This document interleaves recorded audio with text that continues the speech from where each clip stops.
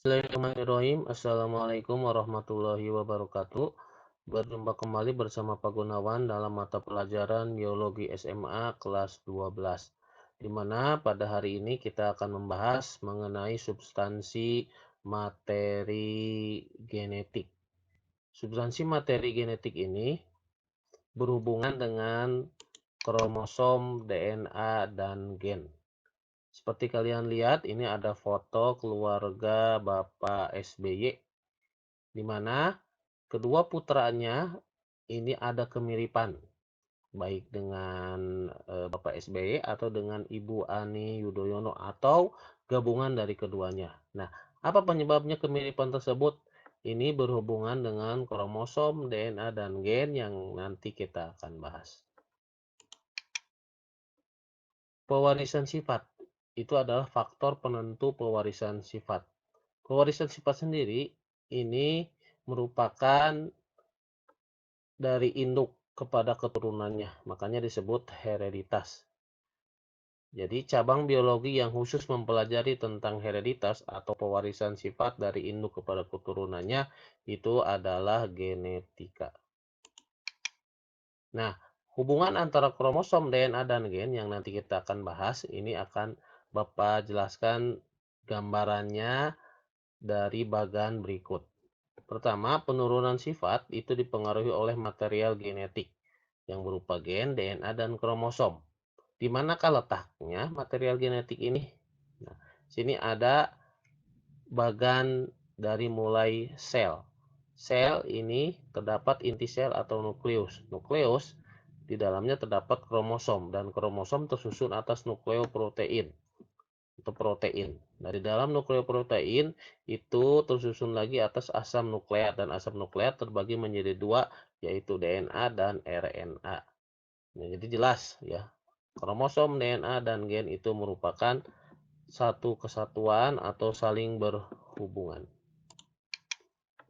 Kromosom sendiri itu adalah struktur padat berbentuk batang yang terdiri atas asam nukleat, DNA, dan RNA, dan juga protein.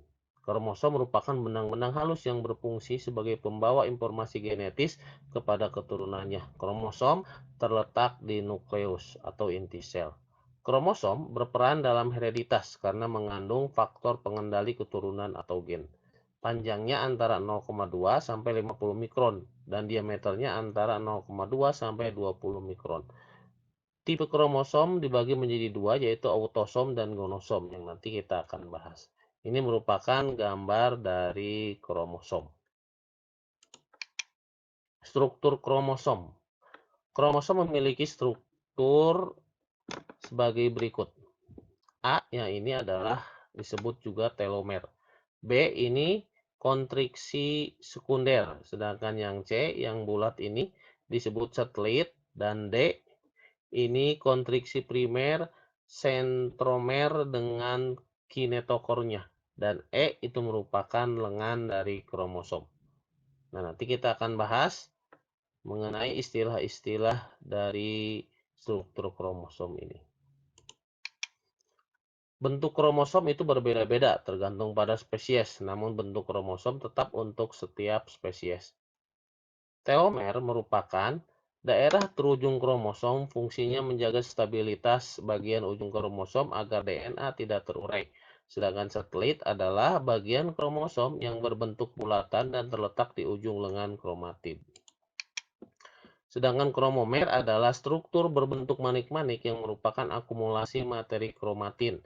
Dan sentromer adalah daerah lakukan kontriksi di sekitar daerah pertengahan kromosom, di mana juga dijumpai kinetokor. Sedangkan kinetokor sendiri adalah daerah tempat perlekatan benang-benang spindel dan tempat melekatnya lengan kromosom.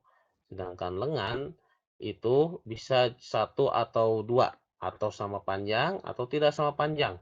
Bisa bentuknya simetris atau tidak simetris.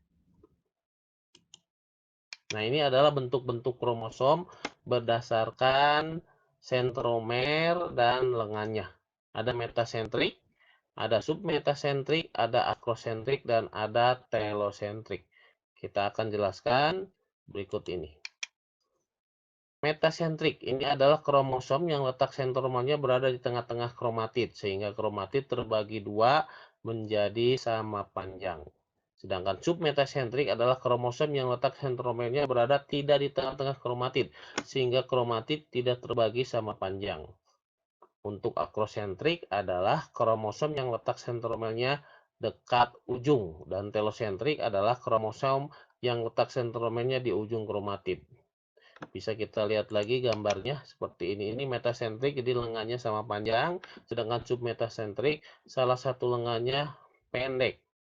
Ya, dan akrosentrik salah satu lengannya sangat pendek. Sedangkan telosentrik ini lengannya hanya satu. Untuk tipe kromosom sendiri itu ada dua. Yang pertama ada kromosom tubuh atau disebut juga autosom, yaitu kromosom yang menentukan ciri-ciri tubuh. Yang kedua, itu ada kromosom kelamin atau disebut juga genosom, yaitu kromosom yang menentukan jenis kelamin pada individu jantan atau betina atau pada manusia pria atau wanita. Misalnya pada kromosom lalat buah atau bahasa latinnya Drosophila melanogaster yang memiliki 4 pasang kromosom yang terdiri atas 3 pasang autosom dan 1 pasang gonosom. Macam kromosom pada sel kelamin manusia itu menempati sebuah sel, dan sel tersebut memiliki kromosom yang berbeda-beda. Ada dua macam kromosom yang ada dalam sel kelamin manusia, yaitu kromosom X dan kromosom Y. Pada wanita, kromosomnya adalah XX, dan pada pria adalah XY. Jumlah kromosom. Inti sel tubuh dan inti sel kelamin suatu organisme mempunyai jumlah kromosom yang berbeda. Kromosom yang terletak di dalam inti sel tubuh bersifat diploid atau 2N atau berpasangan, sedangkan di dalam inti sel kelamin atau gamet bersifat haploid N atau tidak berpasangan. Jumlah kromosom pada sel tubuh manusia sebanyak 46 kromosom atau 23 pasang, sedangkan pada sel kelaminnya sperma atau ovum ada 23 kromosom.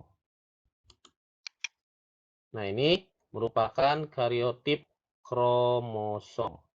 Kariotip itu adalah pengaturan kromosom standar berdasarkan panjang, jumlah, serta bentuk kromosom sel somatis suatu individu. Bisa dilihat dari gambar di sini, ini adalah kariotip kromosom manusia yang berjumlah 23 pasang. Bisa dilihat dari kromosom 1 sampai 22 ini merupakan kromosom tubuh, sedangkan yang kromosom kelamin ini adalah X dan Y. X-nya lurus, sedangkan yang Y-nya bengkok.